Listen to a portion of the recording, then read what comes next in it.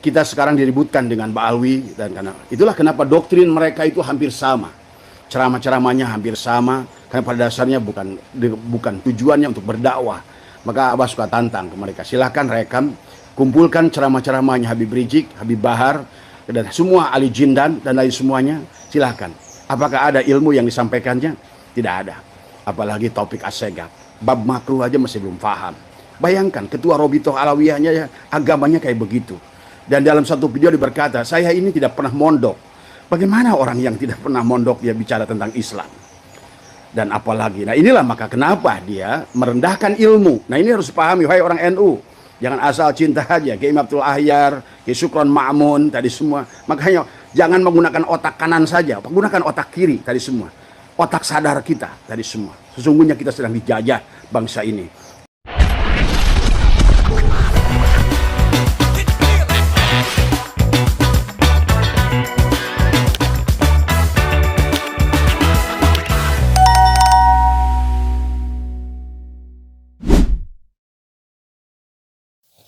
Assalamualaikum warahmatullahi wabarakatuh, sahabat yang dirahmati Allah. Ketemu kembali dengan channel ini, semoga para sahabat dalam kondisi sehat walafiat ya, dan tentunya masih dalam lindungan yang Maha Kuasa.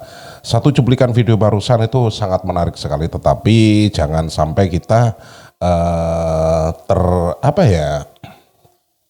terfokus pada satu cuplikan, karena video cuplikan itu bukan serta-merta mewakili keseluruhan isi video. Nah, sahabat-sahabat, mari kita simak keseluruhannya biar kita tidak gagal paham dalam menanggapi sebuah video. Alangkah baiknya kita menonton atau menyimaknya dari awal sampai akhir ya. Dan seperti biasa, di akhir video nanti kita akan koreksi video ini. Dan siapa tahu ada sahabat yang lebih paham tentang video ini ya. Mari kita simak keseluruhannya. Tetapi sebelum lanjut, buat para sahabat yang belum subscribe channel ini, jangan lupa dukung channel ini dengan cara di like, di share, dan subscribe-nya, tombol loncengnya juga diaktifkan. Biar apa? Biar Anda tidak ketinggalan kabar info terbaru dari channel ini. Monggo disimak videonya. Ini dia, silakan. Pada pagi hari ini izinkan Abah untuk berbicara dan sekaligus juga menjawab pertanyaan dari sahabat. Ada Kang Darmawan yang bertanya, di sebalik kasus nasab ini, Bah, apakah memang ada pihak eksternal yang mempengaruhi dan ikut terlibat dalam hal ini? Pertanyaan yang bagus ya.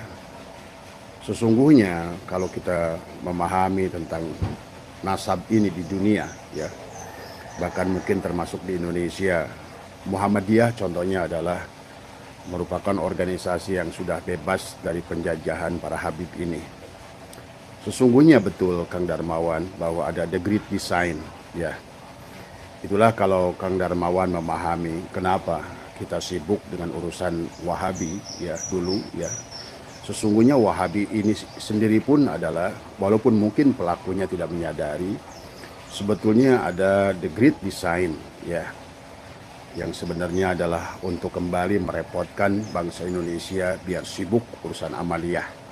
Yang satu mengsunahkan, yang satu membid'ahkan dari semua.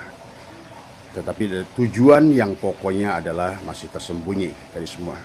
Demikian pula dengan kasus Ba'alwi ini, sesungguhnya juga kembali. Maka kalau kita memahami dunia ya tadi semua, baik di Tunisia, di Maroko, di mana ya, penjajahan dalam berupa penjajahan dalam agama ini memang sudah luar demikian biasa. Tetapi yang harus kita pahami sahabat, sesungguhnya adalah the great design-nya adalah inilah Zionis sebetulnya. Dan dulu pernah disampaikan oleh ahli bahwa Islam itu akan bangkit dari Indonesia. Pada saat Islam itu adalah baginda Nabi, bahkan pada saat zaman Khalifah Umar bin Khattab, Islam ini hampir mampu menguasai 2/3 dunia. Sampai kepada Andalusia, ya saya sudah berkeliling ikutin tapak-tapak Islam dari mulai India. Kenapa di India ada Taj Mahal? Ya, Taj Mahal adalah merupakan satu bukti kejayaan adalah Islam yang pernah menyebar ke seluruh India. Bahkan saya pergi ke Goa juga di India adalah juga demikian. Sekarang adalah tinggal tapaknya saja ya sahabat. Jadi sesungguhnya yang mereka takutkan tentang Indonesia, bahwa kebangkitan Islam itu akan datang dari Indonesia, dan itu sudah bahasanya bukan diramal ya, sudah diprediksi oleh saintis-saintis dunia, baik dari bangsa Islam sendiri maupun mereka dari bangsa Yahudi ya. Oleh karena itulah sahabat, termasuk ide ada 100 lebih adalah orang-orang yang dididik di Amerika ya, yang kemudian adalah mereka diantaranya adalah Snokor Gronyo, adalah dia dikirim kemana, ke Arab Saudi untuk belajar bahasa Arab, dan adalah kemudian juga mereka belajar Islam, tetapi pada dasarnya tujuannya adalah mereka bukan ingin masuk Islam, tetapi ingin menghancurkan Islam adalah dari dalam. Jadi kasus Ba'alwi maupun kasus Wahabi sesungguhnya adalah sama daripada dasarnya. Apakah Wahabi itu menyadari atau tidak, apakah itu Yahudi atau menyadari Ba'alwi ini menyadari atau tidak, sesungguhnya kalau Abah memandangnya Kang Darmawan adalah mereka itu adalah korban tadi semua. Adalah korban yang dari sebuah kekuatan dunia yang maha dahsyat, apalagi bagi Abah yang suka mempelajari juga kitab eksternal ya dari bangsa Yahudi ya. Sesungguhnya kita melihat di desainnya, Indonesia adalah negara yang sangat kaya dengan budayanya. Bahkan kalau Anda mendengar kisah geolog dan antropolog yang ada di dunia, bahwa kenapa tentang Gunung Padang. Dulu pernah seorang geolog mengatakan bahwa sesungguhnya budaya tertua manusia itu ada di Pulau Jawa. Di antaranya adalah bukti sejarahnya adalah zaman megalitikum adalah dengan adanya Gunung Padang di Cianjur ya tadi semua. Tetapi kemudian dibantah oleh antropolog. Nah, kalau saya memilih antara antropolog dan geolog, saya lebih percaya kepada geolog. Bahwa sesungguhnya ada sebagian yang mengatakan bahwa Gunung Padang itu adalah merupakan tempat hartanya Nabi Sulaiman. Maka inilah Indonesia tidak akan lepas daripada penguasaan Barat, sahabat ya. Maka itulah kenapa Snokor Gronyo diciptakan ya, kebetulan pada saat itu Indonesia ada dalam penjajahan. Maka kalau seandainya kita semua mengenal sejarah, kapan mulai Belanda ini adalah mengacak-ngacak Islam. Bahkan termasuk Snokor Gronyo mencetak ulang kitab Sirajul Talibin, termasuk juga adalah kitab Safinatun Najah. Nah inilah maka kita harus meriset ulang segalanya, karena sesungguhnya bahwa termasuk percetakan dunia di Beirut ya, Libanon itu yang sekarang mereka percayai oleh ulama Indonesia, kitab-kitab yang dicatat di sana itu, ingat ya, yang pertama menemukan mesin cetak itu adalah bangsa Yahudi tadi semua. Yang kemudian yang menguasai adalah juga dunia massa adalah bangsa Yahudi, bahkan termasuk sekarang. Ini kita sedang Abah live adalah di YouTube dan juga di Facebook. Siapa yang menemukan Facebook adalah kita sudah tahu lah siapa namanya itu, seorang pemuda dia sesungguhnya kalau kita salah menggunakan Facebook, kita salah menggunakan Instagram, kita salah menggunakan YouTube, juga akan kembali bahwa bangsa kita akan terjebak dari semua. Pada dasarnya yang harus dipahami, baik Ba'alwi maupun Wahabi ini sesungguhnya diciptakan oleh mereka adalah untuk membuat kita tidak terfokus kepada kekayaan bangsa sendiri, budaya bangsa sendiri. 25.000 tahun sebelum barangkali inilah karena banyak tidak memahami sejarah bahwa Nabi Adam itu baru kurunnya adalah 6.000 tahun sebelum Masehi. Sementara di Indonesia adalah 25.000 tahun sebelum Masehi. Gunung Padang adalah di mana manusia sudah ribuan berbondong-bondong ke Nusantara ini. Maka itulah kenapa hari ini sahabat Pulau Jawa ini penuh. Sesungguhnya adalah ribuan tahun. Maka bagi mereka yang sekolah, Anda akan menemukan di Solo itu ada Homo soloensis. Homo soloensis itu adalah manusia, agak sejenis manusia purba. Sebetulnya Allah sudah jelaskan di dalam Al-Quran tentang mereka adalah mereka yang tetapi bukan sebagai teori Darwin tadi sesungguhnya, tetapi perkembangan genealogi manusia, genetika manusia itu ternyata Allah menurunkannya itu adalah secara bertahap tadi semua, yang dimana kita ketahui adalah dengan pola kandungan otaknya. Manusia purba di generasi 25.000 tahun 100.000 tahun sebelum Nabi Adam itu sesungguhnya memiliki volume otaknya itu di bawah 800 gram. Sementara itulah kenapa manusia itu sesungguhnya berkembang pola pikirnya adalah setelah Nabi Adam. Itulah kenapa Nabi Adam disebut sebagai adalah sebagai khalifah pertama. Jadi Nabi Adam itu bukan manusia pertama, tetapi adalah khalifah yang pertama. Kalau dikatakan khalifah, dari kata khalifah saja sudah ngerti kita. Khalifah itu dari kata khalafah, artinya adalah pengganti. Sesungguhnya berarti ada makhluk sebelum Nabi Adam, dan sekarang di mana antropolog kemudian membuktikan, kemudian kita sudah bisa membuktikan dengan dengan ikatan karbon C14 kita bisa menguji sebuah benda itu sampai 1 juta tahun. Bahkan dengan radium kita bisa menguji benda itu sampai 1 miliar tahun. Belum lama adalah antropolog menemukan sebuah lukisan di dinding adalah di gua, adalah di daerah Malakut tadi semua. Yang mana dalam gua itu sudah tertulis adalah gambar-gambar manusia yang setelah diteliti oleh mereka oleh antropolog, bahwa sesungguhnya gambar itu ditulis adalah kurang lebih 53.000 tahun yang lalu. Artinya bahwa sesungguhnya kehidupan makhluk ini begitu lama. Itulah kenapa di dalam Al-Quran pada saat Allah ingin menjadikan Nabi Adam sebagai khalifah, terjadi perdebatan seolah-olah antara Azazil, bangsa ada jin, adalah merupakan gurunya para malaikat, seolah-olah saat itu adalah yang mereka tidak setuju diturunkannya kembali khalifah yang bernama Adam.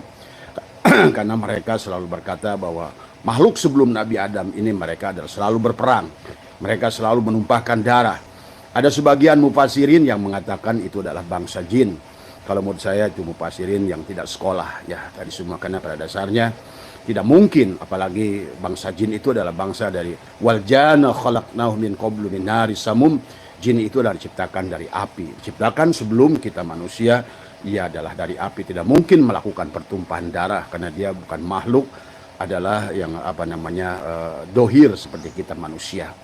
Jadi jelas Al-Quran sebetulnya sudah menjelaskan tentang manusia purba. Maka kenapa di dalam Al-Quran ada sahabat yang disebut basyarun, ada disebut insan. Maka inilah yang harus difahami oleh kita sampai Allah berfirman dalam Al-Quran tadi ya ayyuhal insan ma gharraka bi rabbikal karim alladzi khalaqaka fasawwaka fa'adalak fi ayyi suratin ma syaa rakabak. Itu adalah sesungguhnya keheranan Allah kepada kita manusia yang bernama insan. Tetapi pada firman-firman yang lain Allah menyebutkan manusia itu basyarun tadi semua. Maka kita harus bisa membedakan mana insan, mana basyarun tadi semua. Dan itulah kenapa di Solo ada Homo soloensis ditemukan 350.000 tahun yang lalu. Sementara Nabi Adam baru saja 9.000 tahun yang lalu. Kemudian di Wajak ada Homo wajakensis. Ada Homo itu di Indonesia ditemukan di Wajak, di Solo. Ada Mojokertoensis. Sesungguhnya juga ditemukan 135.000 tahun yang lalu. Belum lama sahabat di Perancis ditemukan panah. Yang panah itu adalah jelas panah itu tidak mungkin dibuat oleh malaikat dan oleh jin. Panah itu ditemukan umurnya sudah 53 juta tahun yang lalu. Artinya 53 juta tahun yang lalu adalah sudah ada kehidupan sesungguhnya. Maka inilah tetapi yang harus dipahami oleh semua adalah pada dasarnya kehidupan yang sesungguhnya dimulai adalah Nabi Adam, adalah sebagai khalifah. Nah gitulah, maka sesungguhnya kalau kalian mempelajari sejarah dengan baik, mempelajari Quran dengan baik tadi semua ya, maka inilah akibat bahwa kita ini terlalu taklid buta, kita melupakan adalah hakikat akal yang telah Allah berikan kepada kita. Kenapa setiap Allah membuat contoh di dalam Al-Quran selalu Allah ingatkan afala yatafakkarun, afala ta'qilun, tadi afala yatadabbarun tadi semua. Dan itulah kenapa baginda Nabi selalu mengingatkan kepada kita untuk tafakur. Maka tafakkaru sa'atin khairun min ibadati alfi amin. Tafakur sesaat tentang hakikat Allah adalah lebih baik daripada ibadah 1000 tahun. Tetapi kemudian manusia, sahabat, terdorong untuk melakukan ibadah kepada Allah, tetapi dia tidak mengenal kepada Allah. Bahkan orang-orang yang masih mempercayai Habib ini sebagai duriat Rasul karena dia nggak kenal kepada Muhammad. Itulah yang Allah ingatkan, wa man kana fi hadil a'ma fa huwa fil akhirati a'ma wa adallu sabila. Siapa yang tidak kenal kepada Allah dan Muhammad di dunia ini, maka dia tidak akan kenal kepada Allah dan Muhammad di akhirat nanti. Jadi inilah ya, kembali lagi tadi bahwa kekayaan Indonesia, kita memiliki seluruh mineral. Kita punya emas, kita punya timah, kita punya besi, kita punya timbal, kita punya bahkan kita punya luas wilayah, kita punya minyak, kita punya budaya yang luar biasa. Maka ya, sebagaimana dikatakan oleh mereka orang barat bahwa kebangkitan Islam itu akan datang dari Indonesia karena kita punya segalanya. Selain orangnya cerdas, karena memang bangsa Indonesia berasal dari bangsa-bangsa raja-raja. Tetapi sekarang orang-orang kemudian dijajah oleh Mbak Alwi dengan menganggap dengan doktrin-doktrin yang sebetulnya adalah kebohongan. Tadi semua sampai saya berani menjamin, saya bilang tadi, bagi mereka yang masih mempercayai Mbak Alwi. Kemudian juga saya katakan kepada mereka, kalau kalian sekarang Mbak Alwi tinggalkan dan saya akan tanggung dosa kalian semua, saya berani tadi semua. Karena saya yakin bahwa sesungguhnya ini adalah the great design daripada mereka-mereka adalah yang tidak mau Indonesia menjadi kekuasaan. Kalau Islam itu kuat, orangnya pintar, kemudian kekayaan alamnya luar biasa, maka dunia ini akan sujud kepada Indonesia. Dan ini yang tidak mau, maka selalulah apakah Amerika. Maka Anda lihat, pelajari sekarang.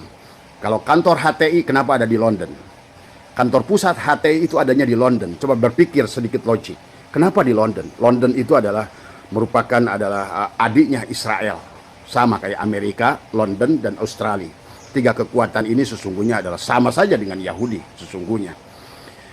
Walau inilah yang harus difahami. Kemudian juga kantor HTI, kemudian kantor Ahmadiyah, kemudian juga kantor teroris-teroris, termasuk juga sebagian teroris yang dari Iran. Itu sesungguhnya kantor pusatnya adalah di London. Berarti sesungguhnya yang harus difahami adalah yang harus marilah kita cerdaskan, kita bebaskan. Kalau saudara kita yang dari Baalwi ini adalah sudah korban. Mereka diciptakan adalah seolah-olah mereka adalah duriat Rasul, sehingga seolah-olah manusia adalah harus berkhidmat kepadanya. Kalau nggak khidmat kepadanya adalah maka dianggap bahwa tidak akan diakui oleh Rasulullah. Tidak demikian. Bagi mereka yang mengenal baginda Nabi Muhammad tadi semua. Siapa Muhammad ini? Nah inilah yang Abah sering katakan. Walaupun ulama-ulama besar dari PBNU bicara, tapi kalau Abah melihat mereka tidak kenal pada Muhammad. Apalagi Ba'ahwi ini tadi semua. Mereka. Makanya kenapa kalau bapak-bapak lihat ceramah mereka itu tidak pernah mengagungkan baginda Nabi. Ceramah mereka tidak pernah mengagungkan Islam, tidak mengagungkan sahabat, perjuangan sahabat, bahkan tidak pernah mengagungkan Hasan dan Husain. Mereka yang agungkan adalah kelompok mereka. Karena yang dilakukan adalah doktrinisasi. Karena manusia memiliki dua otak, adalah otak di bawah sadar dan otak sadar. Sesungguhnya orang-orang Muhammadiyah itu lebih baik daripada kita dalam hal ini, maaf ya, dalam hal ini. Karena mereka sudah lebih sadar. Dia otak sadarnya. Itulah kenapa secara ekonomi orang Muhammadiyah lebih baik daripada orang NU di Indonesia. Aku adalah orang NU, Abah orang NU. Dan wahai orang NU, mulailah. Kalianlah sesungguhnya yang tidak pernah menyadarinya. Kenapa Bung Karno dulu adalah ingin mengusir mereka orang Yaman. Dan kenapa baginda Nabi pun sudah berkata, sesungguhnya kembalikanlah orang Yaman itu adalah ke negaranya. Karena pada dasarnya Abah insya Allah, karena Abah ini adalah selain juga adalah peneliti ya, Abah juga adalah senang berkeliling dunia. Abah berkeliling ke India, ingin menelusuri termasuk Raja Mughul di India. Peninggalan mereka istananya masih ada, tapi sekarang masyarakatnya sudah beragama Hindu. Kemudian juga termasuk di Mulun di Bombay. Abah di situ ada ketemu dengan Syekh Ali Haji. 2 kilometer adalah makbarohnya, itu adalah menyeberang dari Bombay, itu adalah menjulur ke tengah lautan. Abah pernah nginap di sana semalam adalah untuk bertawasul, adalah di sana sambil bertafakur tadi semua. Nah, ini adalah Syekh Ali Haji, itu adalah merupakan keturunan adalah Imam Bukhari, adalah yang ke-6 tadi semua. Maka inilah makanya sahabat semua, terutama sahabat Islam, sahabat Nahdien tadi semua, ayo belajar, kuas, pahami ilmu, pahami dunia. Maka kalau seandainya tidak demikian, sementara dunia ini akan terus berkembang menuju ilmu pengetahuan. Dunia ini berkembang akan menuju kepada sains. Kalau kalian masih berpikir kolot semacam itu, maka kita yang akan tertinggal. Dan inilah yang dikehendaki oleh mereka, kaum-kaum liberal, kaum-kaum inilah yang dikehendaki oleh Amerika. Terutama adalah Amerika itu siapa? Adalah Zionis di belakangnya. Dan inilah sesungguhnya kita sekarang diributkan dengan Ba'alwi, dan karena itulah kenapa doktrin mereka itu hampir sama. Ceramah-ceramahnya hampir sama, karena pada dasarnya bukan tujuannya untuk berdakwah. Maka Abah suka tantang ke mereka, silahkan rekam, kumpulkan ceramah-ceramahnya Habib Rizik, Habib Bahar, dan semua Ali Jindan dan lain semuanya, silahkan. Apakah ada ilmu yang disampaikannya? Tidak ada. Apalagi topik as-segaf. Bab makruh aja masih belum paham. Bayangkan ketua Robitoh Alawiyahnya ya, agamanya kayak begitu. Dan dalam satu video dia berkata, saya ini tidak pernah mondok. Bagaimana orang yang tidak pernah mondok dia bicara tentang Islam? Dan apalagi, nah inilah maka kenapa dia merendahkan ilmu. Nah ini harus pahami, wahai orang NU. Jangan asal cinta aja, Kiai Abdul Ahyar, Kiai Sukron Ma'mun, tadi semua. Makanya jangan menggunakan otak kanan saja, gunakan otak kiri tadi semua. Otak sadar kita tadi semua. Sesungguhnya kita sedang dijajah bangsa ini. Itulah makanya Belanda kenapa melakukan riset dan mengutus Van der Plas dan Senokorgronya, termasuk juga Vandenberg tadi semua. Nah, ini adalah sesungguhnya ingin, maka kita kenal dengan istilah divide et impera, adalah memecah belah. Maka inilah salah satu adalah memecah belah dengan mendengungkannya mereka sebagai Duriat Rasul tadi semua. Kemudian dan kemudian belakangan muncullah paham Wahabi. Yang Wahabi ini saya juga dulu sering berdebat dengan Kang Jawas tadi semua.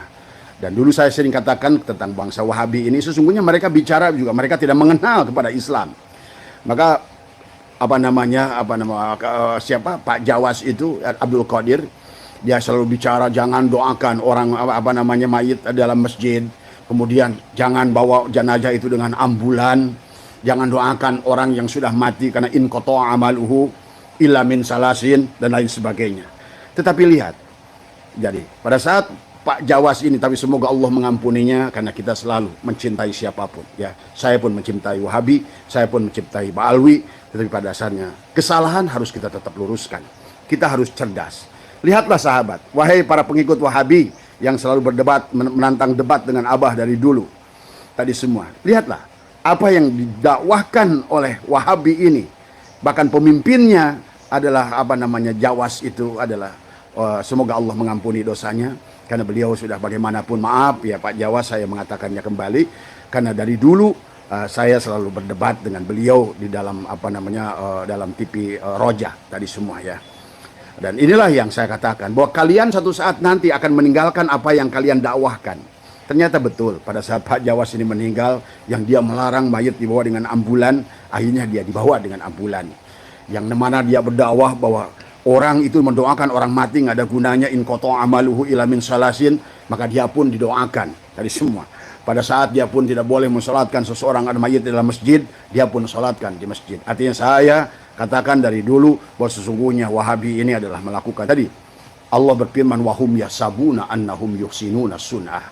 Sesungguhnya mereka melakukan seolah-olah kebenaran, melakukan ibadah, tetapi kata Allah adalah hanya sia-sia.